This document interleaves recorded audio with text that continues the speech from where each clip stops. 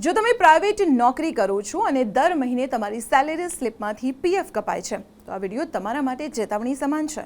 શું તમને ખબર છે કે 10 વર્ષની નોકરી પછી જ તમે આજીવન પેન્શનના હકદાર બની જાઓ છો?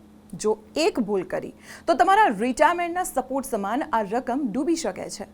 ઈપીએફઓના નિયમ મુજબ પેન્શન મેળવવા માટે 2 શરતો અનિવાર્ય છે, જેમાં પહેલી, તમારી નોકરીના 10 વર્ષ પૂરા હોવા જોઈએ. ધ્યાન રાખજો, જો તમે નોકરી બદલો ત્યારે પીએફ ઉપાડી લો છો તો તમારી સર્વિસ હિસ્ટ્રી શૂન્ય થઈ જશે. એટલે નોકરી બદલો ત્યારે પીએફ હંમેશા ટ્રાન્સફર જ કરાવવું. બીજી શરત, તમારી ઉંમર 58 વર્ષ હોવી જોઈએ. ઘણાને ઉતાવળ હોય છે કે 50 વર્ષે જ પેન્શન શરૂ કરી દઈએ, પરંતુ ઊભા રહો.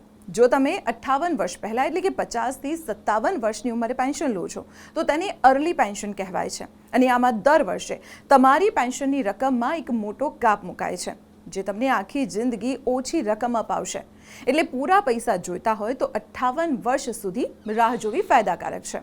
હવે સવાલ એ છે કે જો 10 વર્ષ પહેલાં જ નોકરી છૂટી જાય તો શું પૈસા ડૂબી જશે? ના. જો તમારી સર્વિસ 10 વર્ષથી ઓછી છે તો તમે પેન્શનના પૈસા એકસાથે એટલે કે વન ટાઈમ સેટલમેન્ટ તરીકે ઉપાડી શકો છો. પણ જો 10 વર્ષ પૂરા થઈ ગયા તો તમને આજીવન દર મહિને પેન્શન જ મળશે. મિત્રો, તમારી મહેનતી કમાણીનું યોગ્ય પ્લાનિંગ કરો અને આ વિડીયો વધુમાં વધુ લોકો સાથે શેર કરો. અને આવી જ મહત્વપૂર્ણ ઇન્ફોર્મેશન માટે આપ જોતા રહો સંદેશ ડિજિટલ.